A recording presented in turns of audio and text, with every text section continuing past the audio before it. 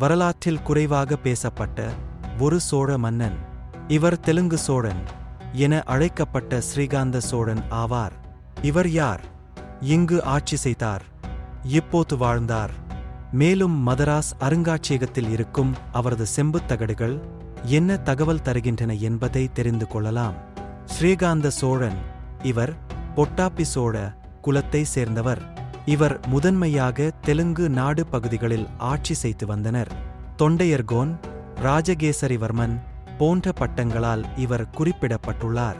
இவரை பற்றிய முக்கியமான தகவல்கள் பெரும்பாலும் கல்வெட்டுகளிலும் செம்புத் தகடுகளிலும் இருந்து கிடைத்திருக்கின்றன.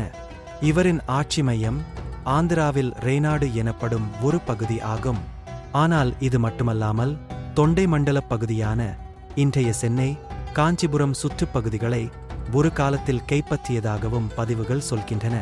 அந்த காலத்தில் பல்லவர்கள் பலவீனமடைந்திருந்த நிலையில் இந்த தெலுங்கு சோழர்கள் அந்த பகுதிகளில் தங்கள் ஆட்சியை விரிவுபடுத்தியதாக வரலாற்றாளர்கள் கருதுகின்றனர். இவரின் ஆட்சி காலம் கிபி 9ஆம் நூற்றாண்டின் தொடக்க பகுதியில் இருந்தது. ஆராய்ச்சியாளர்களின் கூற்றுப்படி இவர் கிபி 817 முதல் 845ஆம் ஆண்டு வரை ஆட்சி செய்துள்ளார். இது தென்னிந்திய அரசியல் வரலாற்றில் மிகப்பெரிய மாற்றங்கள் பல நடந்த காலம் அது. பல்லவர்கள், பாண்டியர்கள், பல்லவப்பின் வந்த சோழர்கள் மற்றும் தெலுங்கு சோழர்கள் ஆகியோர் இடையே நிலம், அதிகாரம், செல்வம் ஆகியவற்றுக்கான போட்டிகள் உச்சத்தில் இருந்தது என கல்வெட்டுகள் தெரிவிக்கின்றது. இப்போது முக்கியமான பகுதியாக இருக்கும் சென்னை அரச அருங்காட்சியகத்தில் ஸ்ரீகாந்த சோழன் செம்புத் தகடுகள் பாதுகாக்கப்பட்டு வருகிறது. அங்கு 5 செம்புத் தகடுகள் ஒரே வளையத்தில் இணைக்கப்பட்டு அதில் ஒரு முத்திரை பொறிக்கப்பட்டுள்ளது மற்றும் 3 தனித்தனியான கல்வெட்டு பதிவுகள் உள்ளன. அதில் சமஸ்கிருதம், பழைய தெலுங்கு ஆகிய மொழிகளில் பொறிக்கப்பட்டுள்ளது. இந்த கல்வெட்டுகளில் ஸ்ரீகாந்த சோழரின் வரலாறு, பட்டங்கள், தந்தையர், முன்னோர் பெயர்கள் அனைத்தும் விரிவாக குறிப்பிட்டுள்ளது. மேலும் குறிப்பிட்ட கிராமங்களை குறிப்பிட்ட கோவில்களுக்கு தானமாக அளித்த விவரங்களும் இதில் உள்ளன. உதாரணமாக மண்டாரா என்ற கிராமத்தில் கோவில் பூசாரிகளுக்கான வருவாய் ஆதாரமாக வழங்கப்பட்டதாக கல்வெட்டில் உள்ள பதிவுகள் கூறுகிறது.